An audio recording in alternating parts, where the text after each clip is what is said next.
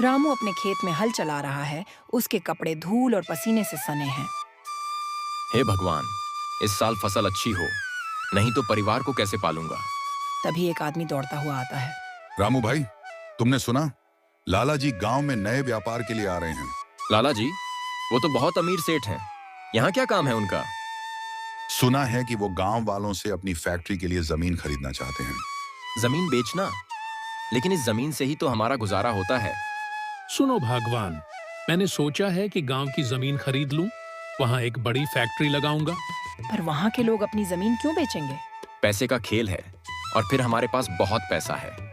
हम उनकी जमीन खरीद लेंगे और उन्हें भी कुछ पैसा दे देंगे। ठीक है, लेकिन ध्यान रखना कि कोई समस्या ना हो। भाइयों, मैं लाला जी हूँ। मैंने सुना है कि आप सबको यहाँ कुछ समस्या है। मैं आपकी मदद करना चाहता हूँ। सेठ जी, आप हमारी जमीन क्यों खरीदना चाहते हैं? देखो, मैं आपकी जमीन के बदले आपको अच्छा पैसा दूंगा।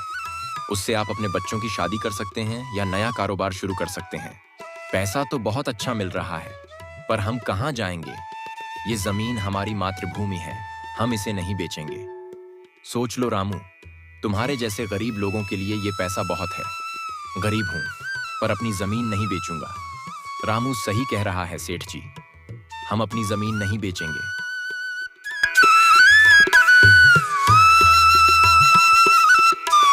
इन गांव वालों को समझाना बहुत मुश्किल है। क्यों ना हम उन्हें कुछ और सुविधाएं देने का वादा करें? हाँ, ठीक कहा। सेठ जी ने तय किया है कि जो भी अपनी जमीन बेचेगा, उसे पैसा के साथ साथ शहर में एक घर भी मिलेगा। ये सब झूठे वादे हैं। हमें हमारी जमीन नहीं बेचनी है। गांव वाले रामू की बात सुनकर सहमत हो जाते हैं। ठीक है, फिर अपनी जमीन बचाकर देखो। सेठ चला जाता है और गांव वाले रामू की पीठ थपथपाते हैं। मेहनत का फल मीठा होता है। इस बार फसल भी अच्छी हुई है और गांव भी बचा। गांव वाले खुश होकर रामू के साथ अपनी खुशी साझा करते हैं।